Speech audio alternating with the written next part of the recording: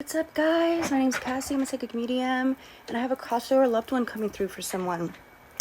So before I start this, I know you guys see me read cards, and I do all kinds of different things. But when I connect with crossed over loved ones, it's a whole different process. It's kind of like remote viewing, and if you don't know what that is, it is the best way I can explain it is basically casting your consciousness into another person, place, or thing to be able to either see like situations behind someone else's like perception or eyes, or to people use it to spy, whatever. But the only time that I use this gift is when I connect with crossed over loved ones. Now, it's not just that. You have to like match the energy frequency of whoever you are casting your consciousness in. I know it sounds wild, but yeah, this one was definitely a very difficult one. It took me a week to kind of get a clear channel. And once I did, I realized how and why this crossed over loved one was so persistent. So this is someone's brother. Now, I don't know if this is someone's actual biological brother or if it was somebody's brother, was like a brother. And as I get further into this channel, you'll understand what I'm talking about. This brother lost their life, and I think there was some confusion behind what had happened. And the brother that I'm trying to reach that is still here today has put themselves into such a mental prison and feels so much guilt and responsibility. And I think this brother that's coming through is watching this on the other side and seeing how much the brother that's here is really suffering and needs to end it and give some clarity.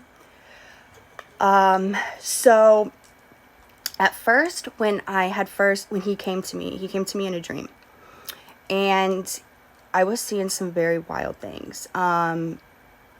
It's almost like I had to stop the channeling to kind of prepare myself for what I was about to go into. This has to do with some gang activity. And it even opened my eyes to what actually happened behind the scenes with this. And listen, I'm not judging anybody that was or ever a part of gang activity. But it just needs to bring some clarity. So the first thing that I kept hearing this brother say was, I didn't know what I was getting into or where it was going to lead me. I should have never became a warlock. And that was the exact words. So I'm like speaking to him and I'm like, what do you mean by warlock? Because we all hear the word warlock, witches.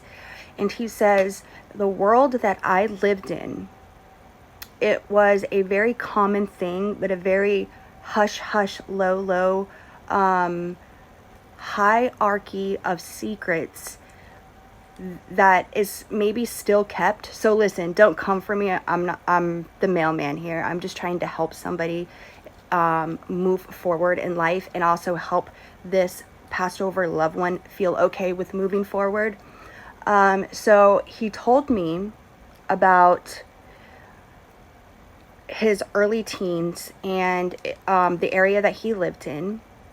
And he said that a lot of young men who grow up without fathers, and it was very common in this area, they start searching for like some kind of belonging or identity. And the gangs out there, like the higher ups, they know that about these young people. And I don't care. I'm just going to speak the fucking truth. If he would have known, he would have never proceeded forward into this.